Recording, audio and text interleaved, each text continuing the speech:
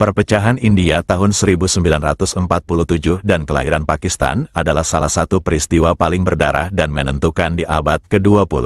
Di balik kemerdekaan yang dirayakan, tersembunyi penderitaan jutaan manusia, pengungsian massal, kekerasan sektarian, dan konflik yang belum berakhir hingga hari ini. Kekuasaan Inggris atas India dimulai secara bertahap sejak abad ke-18. Terutama melalui dominasi perusahaan Hindia Timur Britania yaitu British East India Company. Setelah pemberontakan India pada tahun 1857, yang juga dikenal sebagai Sepoy Mutiny, Inggris mengambil alih kekuasaan langsung atas India, membubarkan perusahaan Hindia Timur, dan menjadikan India sebagai bagian dari kerajaan Britania mulai tahun 1858. Sejak saat itu, Inggris menjalankan pemerintahan kolonial yang sangat terstruktur dan represif, memanfaatkan kebijakan divide et impera, yaitu pecah belah dan kuasai.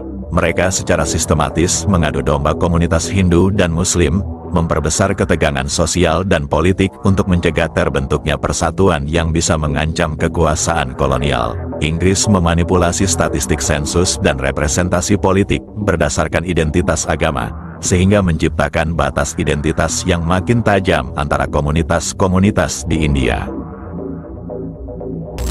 Pada tahun 1885, kaum elit India mendirikan Kongres Nasional India dengan tujuan awal memperjuangkan reformasi dan perwakilan dalam sistem kolonial Inggris. Seiring waktu, Kongres berkembang menjadi gerakan nasionalis besar yang menuntut kemerdekaan penuh dari Inggris, terutama setelah Perang Dunia Pertama. Namun, komunitas Muslim, yang merupakan sekitar 25% dari populasi India saat itu, mulai merasa terpinggirkan dalam struktur Kongres yang didominasi oleh tokoh-tokoh Hindu. Pada tahun 1906, All India Muslim League didirikan di Dhaka sebagai wadah politik untuk mewakili kepentingan umat Muslim di anak benua. Selama beberapa dekade berikutnya, kedua organisasi ini berjuang dalam jalur yang seringkali bertentangan. Kongres mendorong India sebagai negara sekuler yang bersatu. Sementara Liga Muslim semakin condong kepada gagasan bahwa Muslim India membutuhkan negara sendiri untuk melindungi identitas dan kepentingan mereka. Ketegangan antara dua visi masa depan India mencapai puncaknya pada tahun 1940, ketika Liga Muslim mengeluarkan resolusi Lahore yang menyatakan bahwa komunitas Muslim adalah bangsa yang terpisah dan berhak atas wilayah-wilayahnya sendiri di bagian timur dan barat India. Inilah awal mula ide Pakistan sebagai negara Muslim. Sebaliknya, Kongres, yang dipimpin oleh tokoh-tokoh seperti Mahatma Gandhi dan Jawaharlal Nehru, menolak pembagian India berdasarkan agama. Mereka menginginkan India yang sekuler, pluralistik, dan bersatu, di mana Hindu, Muslim, Sikh, dan komunitas lain dapat hidup berdampingan. Konflik ideologis ini diperparah oleh kenyataan politik di lapangan, ketika Inggris mulai merancang transisi menuju kemerdekaan setelah Perang Dunia Kedua. Pertanyaan tentang bagaimana memerintah India yang multietnis dan multiagama ini menjadi semakin sulit untuk dijawab tanpa menimbulkan konflik. Mahatma Gandhi dikenal sebagai arsitek utama gerakan Satyagraha saat melawan Inggris. Ia menentang perpecahan India karena menganggapnya sebagai bentuk kegagalan moral dan spiritual bangsa. Namun, ia juga menolak memberikan konsesi besar kepada Liga Muslim yang menginginkan otonomi penuh bagi wilayah Muslim. Jawaharlal Nehru, yang nantinya menjadi Perdana Menteri pertama India, adalah tokoh sekuler dan modernis. Ia memimpin Kongres dalam jalur nasionalisme India yang inklusif namun tetap sentralistik, yang pada akhirnya memicu ketakutan di kalangan Muslim bahwa mereka akan didominasi secara politik. Di sisi lain, Muhammad Ali Jinnah, awalnya adalah anggota Kongres dan pendukung persatuan Hindu-Muslim. Namun, setelah kecewa dengan sikap Kongres yang menurutnya diskriminatif, Jinnah berubah menjadi juru bicara utama Liga Muslim. Ia menuntut dibentuknya Pakistan sebagai rumah bagi umat Muslim India dan menolak kompromi terhadap sistem pemerintahan pusat. Pasca Perang Dunia Kedua, Inggris menghadapi tekanan ekonomi dan politik yang hebat, baik dari dalam negeri maupun dari perlawanan di India. Pemerintah Inggris menyadari bahwa mempertahankan kekuasaan atas India tidak lagi mungkin. Pada tahun 1947, Lord Louis Mountbatten ditunjuk sebagai Viceroy terakhir India. Ia ditugaskan untuk mengatur proses transisi kemerdekaan. Dalam waktu singkat, Mountbatten memutuskan bahwa pemisahan India dan Pakistan adalah satu-satunya solusi yang realistis untuk meredam konflik komunal dan mencapai kemerdekaan. Rencana tanggal 3 Juni tahun 1947 diumumkan, yang menyatakan bahwa India akan dibagi menjadi dua negara dominion, India dan Pakistan. Provinsi-provinsi mayoritas Muslim seperti Punjab dan Bengal akan dipisah, dan negara-negara kepangiranan diberikan pilihan untuk bergabung ke India atau Pakistan. Pakistan secara resmi dibentuk pada tanggal 14 Agustus tahun 1947, dengan Muhammad Ali Jinnah sebagai gubernur jenderal pertamanya. India menyusul pada tanggal 15 Agustus tahun 1947, dengan Jawaharlal Nehru sebagai Perdana Menteri pertama. Proklamasi ini menandai akhir dari lebih dari 200 tahun penjajahan Inggris. Namun, kegembiraan atas kemerdekaan dibayangi oleh kekacauan, kekerasan, dan penderitaan manusia akibat pembagian yang dilakukan tergesa-gesa. Untuk membagi wilayah secara administratif, Sir Cyril Ratcliffe, seorang pengacara Inggris yang belum pernah ke India sebelumnya, ditunjuk untuk memimpin komisi yang akan menentukan batas antara India dan Pakistan. Ia hanya diberi waktu 5 minggu untuk membagi provinsi Punjab dan Bengal, dua wilayah dengan populasi campuran Hindu, Muslim, dan Sikh tanpa pengetahuan mendalam tentang kondisi sosial dan budaya setempat. Garis Ratcliffe diumumkan 2 hari setelah kemerdekaan. Hasilnya sangat kontroversial dan memicu migrasi massal terbesar dalam sejarah modern. Antara 10 hingga 15 juta orang melarikan diri dari satu sisi perbatasan ke sisi lain, disertai kekerasan brutal yang menewaskan antara 200.000 hingga 2 juta orang, menurut berbagai estimasi.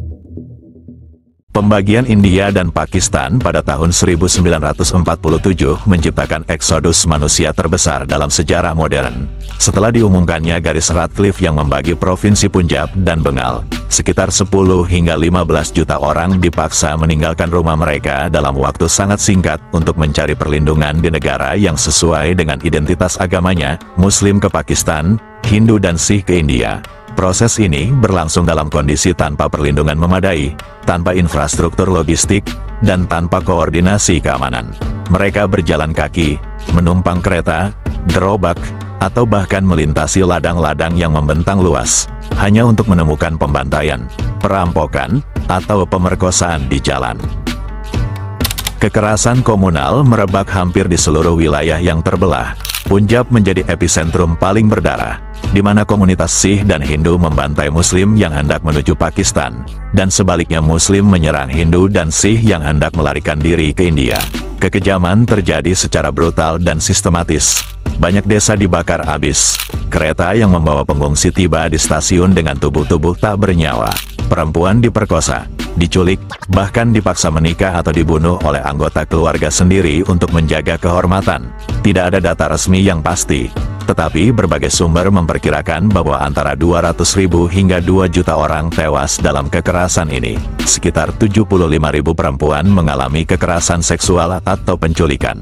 Pemisahan yang dimaksudkan untuk menghentikan konflik antar komunitas justru menumpahkan darah dalam skala mengerikan. Ini bukan hanya peristiwa politik, tetapi tragedi kemanusiaan. Salah satu warisan paling langsung dari pemisahan adalah sengketa Kashmir. Kashmir adalah negara kepangeranan dengan mayoritas Muslim tetapi diperintah oleh seorang maharaja Hindu yaitu Hari Singh. Saat pemisahan, Hari Singh awalnya ingin tetap netral. Namun, invasi pasukan bersenjata dari Pakistan bersama milisi Pashtun pada Oktober tahun 1947 memaksa sang maharaja untuk meminta bantuan militer India.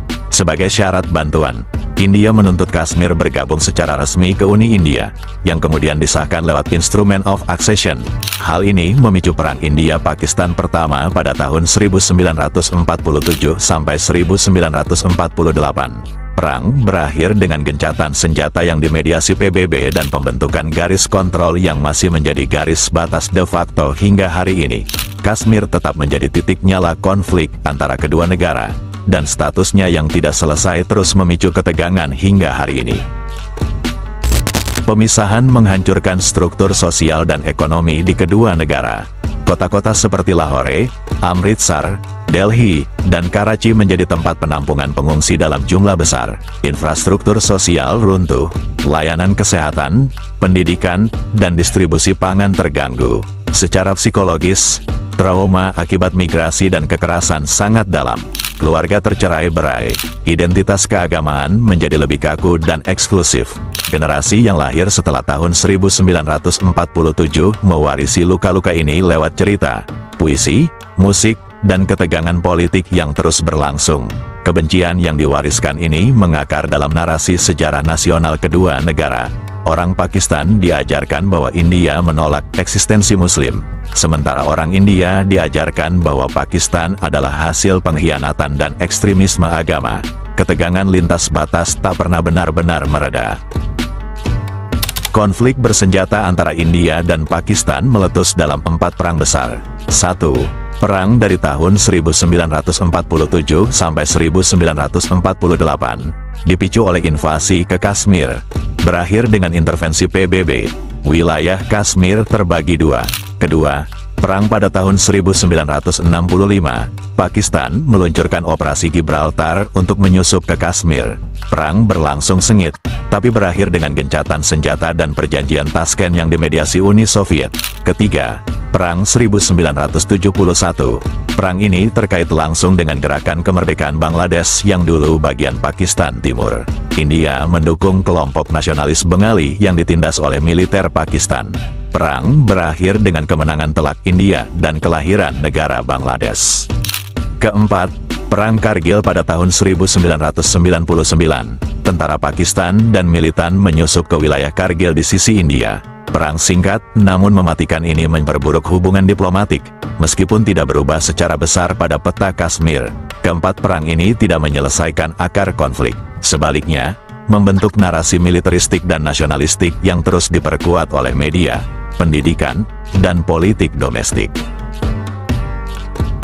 India melakukan uji coba nuklir pertamanya pada tahun 1974, dan Pakistan membalas dengan program nuklirnya sendiri yang berhasil diuji pada tahun 1998. Sejak itu, kedua negara menjadi negara bersenjata nuklir yang saling berhadapan, yang membuat dunia khawatir setiap kali ketegangan meningkat. Ketegangan paling kritis terjadi pada tahun 1999 di Kargil, 2001 serangan parlemen India, dan 2019 serangan Pulwama dan balasan udara India di Balakot. Dalam semua kasus ini, dunia menyaksikan dua negara bersenjata nuklir hampir terlibat dalam konflik terbuka. Beberapa perjanjian dan dialog damai telah dilakukan, tetapi perdamaian selalu bersifat sementara. Politik dalam negeri kedua negara seringkali menggunakan ketegangan bilateral sebagai alat mobilisasi nasionalisme. Pemisahan India dan Pakistan mewariskan politik identitas berbasis agama yang tetap hidup dan berbahaya. Di India, munculnya gerakan Hindutva dan politik anti-Muslim semakin mengeras sejak 1990-an. Di Pakistan, pengaruh ekstremisme Islam dan militerisme mempersempit ruang demokrasi.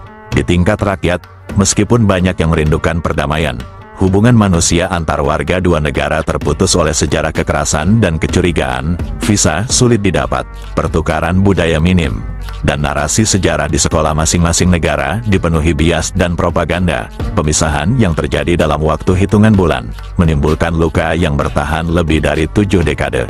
Ini bukan sekadar soal batas negara, tapi juga identitas, luka sosial, dan dendam yang diwariskan turun-temurun.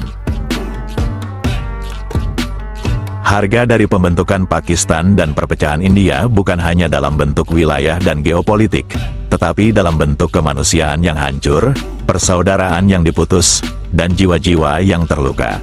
Sampai kini, dua negara ini masih mencari jawaban atas masa lalu yang penuh darah, dan masa depan yang mereka impikan masih dibayangi oleh konflik lama yang belum selesai.